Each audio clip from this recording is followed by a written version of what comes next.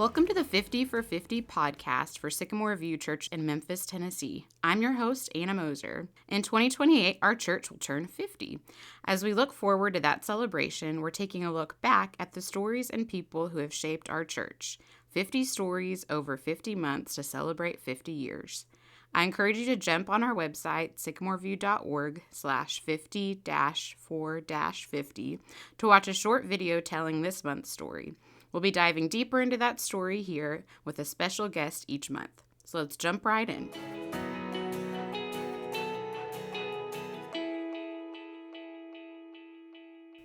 Well, the month is August, and it's back to school time for a lot of families in our church. And it's neat that this month we're talking about something around the back to school time is our preschool program here at Sycamore View. And I have with me today two wonderful women that have made the preschool what it is today. So I'm going to start by having you guys both introduce yourself. We'll let Janice go first. Janice, can you tell us how many years you've been at Sycamore View and what brought you here? Okay. Well, I'm from Memphis. I grew up in Memphis. I grew up at Highland Church of Christ, but when I went to college and got married, Mike and I moved off for a while, and we lived in Missouri for like 6 years. And then in 1989, his company transferred him back to Memphis. So when we moved back, we moved to the Bartlett area and visited a few churches. We kind of wanted to, do another church besides Highland because my family went there, kind of wanted our own identity or whatever. And so we visited a few churches around the Bartlett area and came to Sycamore View. And my son Ryan started playing ball with some of the parents. Mm-hmm. Well, not the parents, the kids. Yeah. Their kids. We got to know their parents and kind of got close to them. So Sycamore View kind of won us over. Yeah. And so anyway, we placed membership, and Ryan had started school, first grade, and so I was kind of left wanting to do something. Yeah. And so when this opportunity came over to teach in the preschool, I decided to do that 2 days a week. And so then that I became the director. Mm-hmm. And so that's kind of how we ended up at Sycamore View. Mm-hmm. Baseball. Man. Yeah. I know. Talk about a big baseball family. The Davenport. Well, actually, the Davenport, Derek, my brother-in-law. Your brother-in-law, was Ryan's one of his best friends. That's awesome. That's how we got to Sycamore View. That's cool. And with us too is Jillian Davenport, who's our current director of the preschool. Jillian, how did you end up here? So I am from the Nashville area, and I came to Memphis for college and met my husband, Davis, and so he obviously grew up at Sycamore View. Everybody knows the Davenports. Typically when I introduce myself, I'm like, I'm Jillian, and do you know Donna Davenport? And everybody's like, yes, and I'm like, okay, that's my mother-in-law. Yeah. But so I started coming here, so I guess it was back in 2015, so it's been about 9 years now.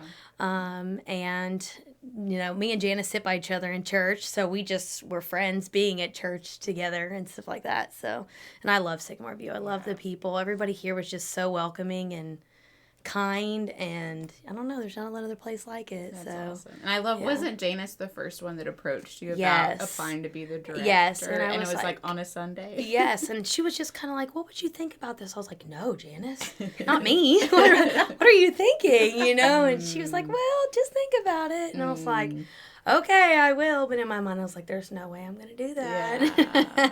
But in the end, it ended up working out, and I don't know. It's the best thing that's ever happened to me and my family. So I'm so glad. Yeah. That's awesome. It's really neat to have our first official preschool director. I know. There were some unofficial when it started in 1984. I'm going to go over just kind of a brief history from the video. It goes into a little bit more detail, but 84, just like some moms that just wanted to use our relatively new building and kind of watch each other's kids to give each other a break a couple days a week.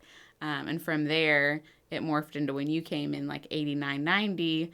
Was a bigger program, but still just a couple of days a Right. week, mostly just moms watching each other's kids. Right. And then you became the first non-volunteer director in 92, and you guys started hiring staff that next year, and charging a fee and becoming a licensed program in about 96. So there's a lot of things happened between that 90 and 96. Can you kind of talk us through what that decision and process was like in those early days?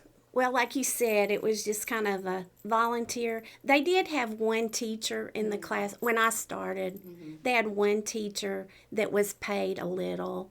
And then the helpers were the volunteers.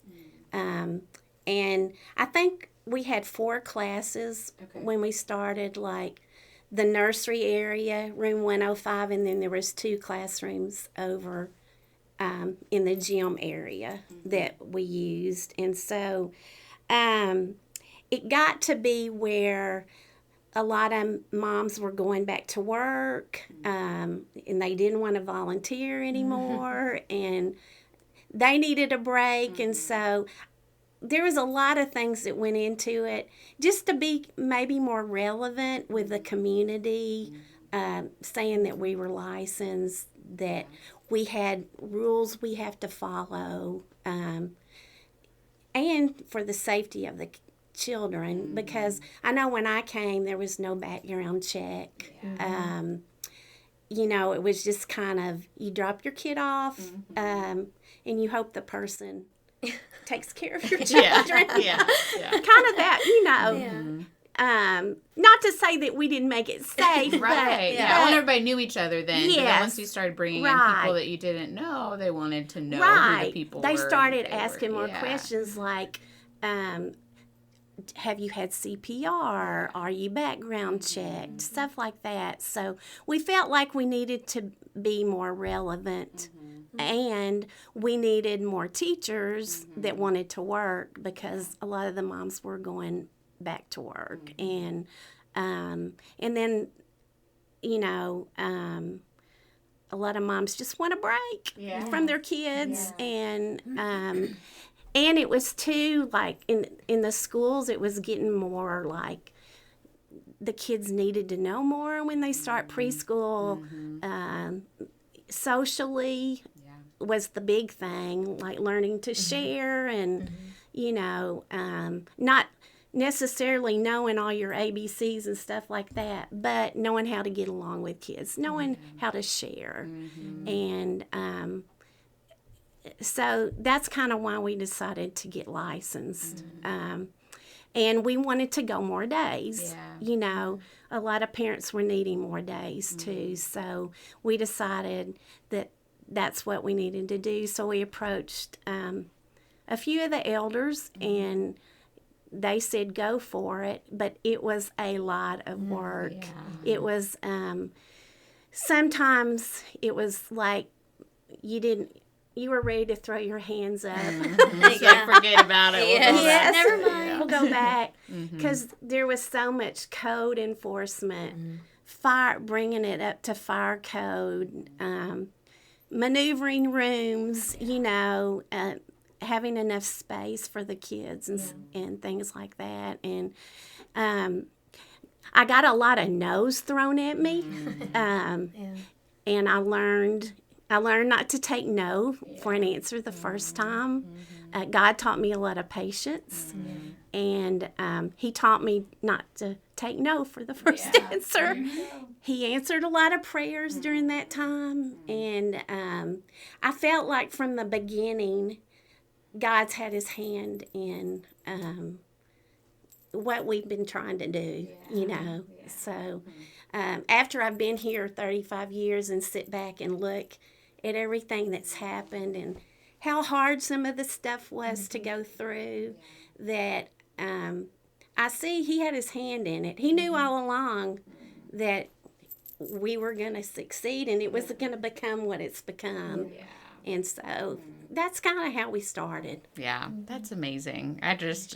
all of these conversations just make me appreciate more, because we just walk in and there's a preschool here and the parents stay out 3 days a week. That's awesome. But like the people that it took to make it what it is. Right. Just a lot of God ordained process that happens, and tough meetings and tough decisions, and people like you standing up for what you think God is leading you to do and here at our church. So thank you for leading the way, because that's you forget about that.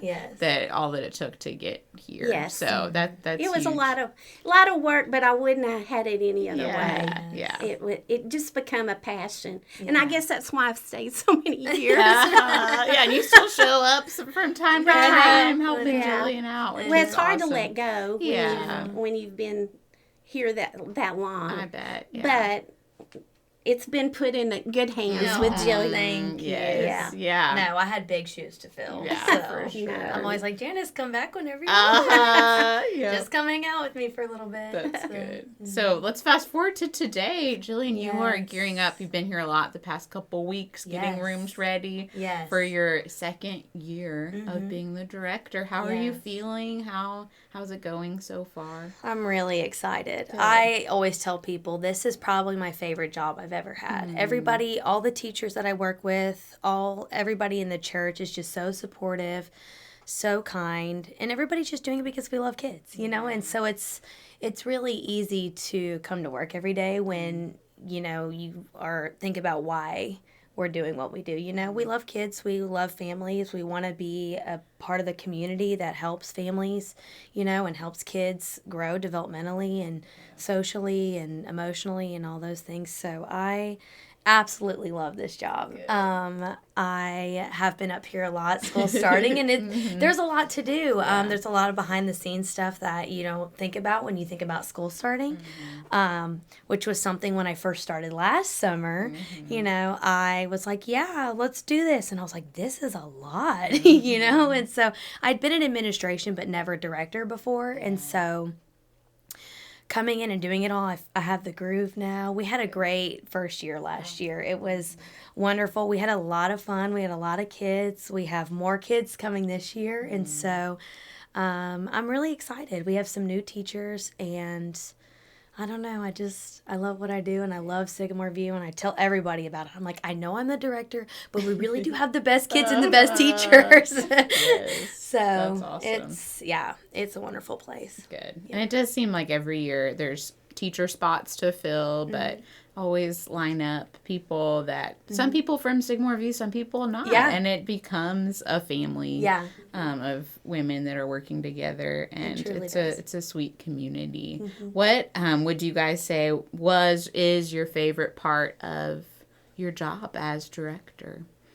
Well, of course, mine was just the children and watching them change. Like when they came in, a lot of them came in as babies, and they went all the way through our program, and just to see them change and grow and thrive, that was probably my most favorite part.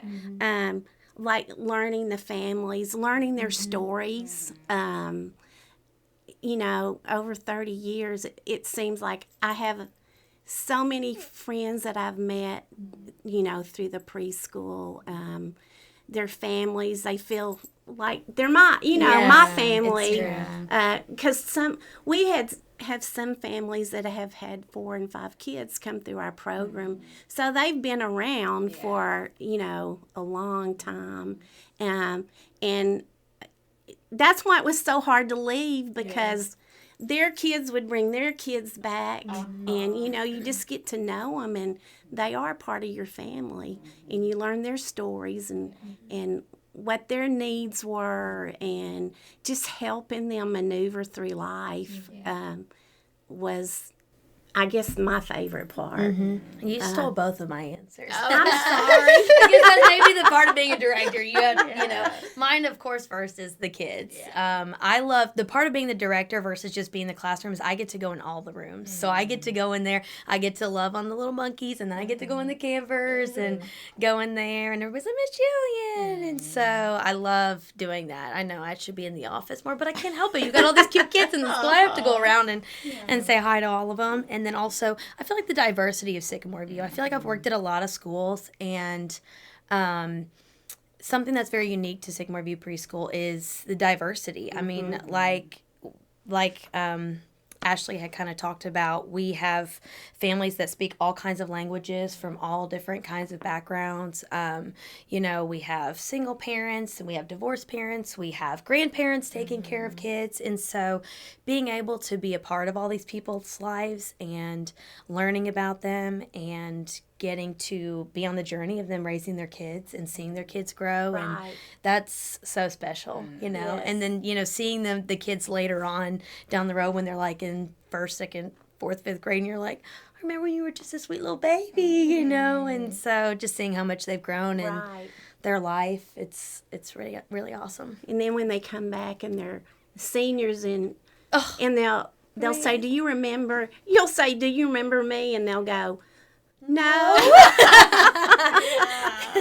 But they remember feeling safe Yes, and loved. Yes. I love that. I think that sometimes when you're just working with kids, you don't necessarily always get to see the fruit of what you created, but there is a feeling that they'll always carry with them of knowing that they were loved and safe here, and it was a safe place to learn and grow, which is beautiful. I always tell people that, I'm like, the hardest part of this job is every child you meet, you will never forget them. Yeah. But they do forget you, especially working in preschool and a younger age, but you never forget any of them. Yeah. So. Yeah. I also wanted to just ask both of you, how do you feel like our church has been shaped by having the preschool here, and how do you feel like the preschool has been shaped by being a part of the church? Kind of that relationship back and forth, because it does feel like a ministry of Sycamore View, the preschool. So how do you feel like those two have that relationship? How's that shaped both the preschool and the church, if that makes sense? I know when I just first started, I was surprised at the diversity that we already had in the preschool. We had kids from all over the city, even like South Haven, Mississippi, or Olive Branch, Tipton County. How we've had them. Every race. I was thinking last night of how many different cultures and races that we've had come through. And it was that way from the beginning, I feel like. And so, that's what I feel like Sycamore View is and has been wanting to do, reach out to the community, because this community is very diverse around here. And so maybe we've shaped each other. Just doing what the church wants us to do as far as a community outreach of reaching everybody in the city. And so I feel like we've kind of worked together to do that, maybe, bringing different cultures into the building and teaching them about Jesus and helping them see Jesus. Is kind of what the theme has been for all these years. So I guess the preschool, we've kind of gone with the theme of what the church has wanted us as a church to do, is reach out to the community and bring the people in, learn their stories. And I feel like, the preschool does that. And it's probably one of the best ways that we do bring people in. I agree.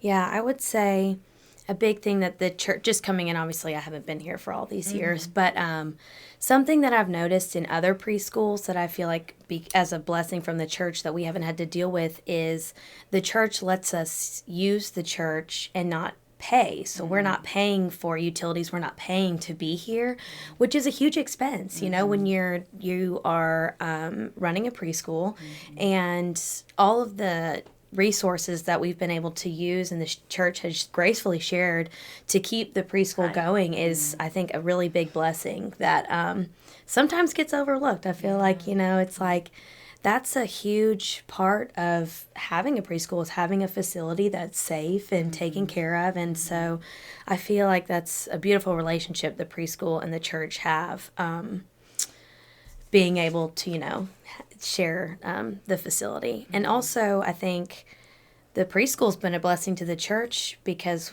we've taken care of a lot of church members' kids, and also had members of the church being teachers. So I think it's been good for, families of the church to have somewhere to go that is safe, because this is where you go to church, and this is, the building is safe, the people, the teachers. And so I think it's been a nice place for families of the church to come and have somewhere where they do feel like, okay, I can drop my sweet baby off here, and feel comfortable knowing that they're going to be taken care of at the end of the day. So you can really tell a difference in kids that are going to a preschool program because of the socialization, being around other kids, staying with somebody other than a parent, just different personalities that help. And Ashley in the video, she's done so much in that 4-year-old class of getting them so ready for kindergarten and reading, bring her skills from being a first grade teacher. And you bring so much knowledge of kids with special needs and different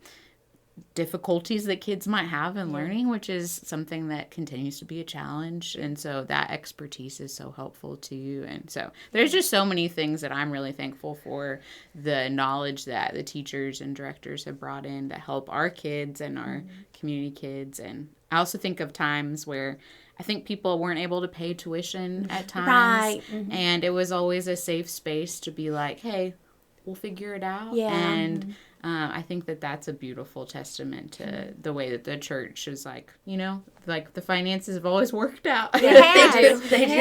Yeah.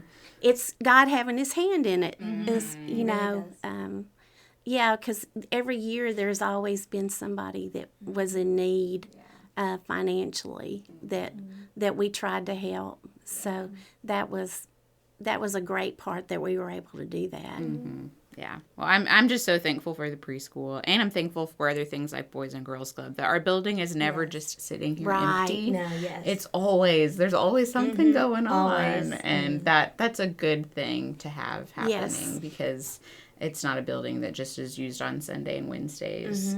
And I don't even know if our preschool kids sometimes realize that, this is a church building and they have stuff on Sundays and Wednesday nights too. But the teachers know it and the parents know it.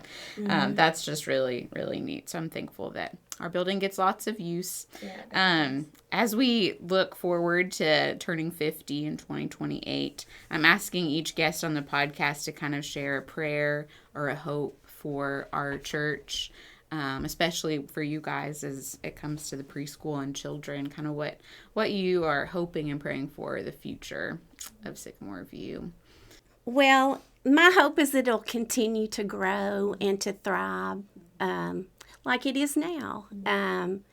Hopefully it can grow in the years to come because I know we're kind of space limited right now. So my hope would be that in some way they could grow, and with Jillian at the lead, I feel like she's the type of person that could do it. Oh, thank you. And I'm just thankful that God led you to Sycamore View to take over, and I feel like it's in good hands. And I pray daily for y'all. You're so sweet. Thank you. We need it. I know. That's why I do. Yeah, that's why I what pray it's daily. like. I know what it's like. Uh-huh. You need those prayers. I pray for the church that it will continue to grow, and that you can be one big happy family and grow together. And it's just been an integral part of my life, and I would just love to see it thrive. That's my happy, to see it grow and thrive. And I don't know. That's what my prayer would be. Yeah. Yeah, I know. Well, you've been a part of it for so long. I know. When I came in, I was like, I guess I'm going to be the next Janice. I'll be here for 28 years. Good. Yes. But that's what we want. Yes. But I want that. I mean, That I would see be why you great. did it. It's a sweet place, and I Yes. don't ever want to think about ever not being a part of Right. it. So Right. But yeah. It has blessed my life tremendously. Yeah. Yeah, I think mine is that the church and the school can just continue to have, be known in the community as you can just come as who you are. You know, we don't care how much money you make, what you look like, where you come from. You're accepted, you're loved, and we want you to know about God. We want you to feel His love through who we are and the way that we love you. And that, you know, you can just come into this building and know that, you know, you're accepted and we love you. And I feel like families feel that when they come to Sycamore View Preschool. I feel like that's something that makes us stand out. And I also feel like we're that way as a church. You know, anybody can walk through these doors and just know that God's love is in this building. And so I just hope that we continue to show that to the community and that we can be that place for, you know, Memphis, Bartlett, Lakeland, everywhere. You know, I mean, we're all over the place now, you know, especially with people online. And so that we can just continue to be that light in the world and show God's love in everything we do. Thank you. That's beautiful. Thank you both so much for being a part of this Yeah. today. I'm thankful for you Thanks both. for asking us. And I hope everybody will hop on and watch Ashley's video that goes into a little bit more detail and stuff and shares her part of the story, which is really great. Mm-hmm. So, and next month we're going to be back on here to talk about Joe Godley. So we'll see you then.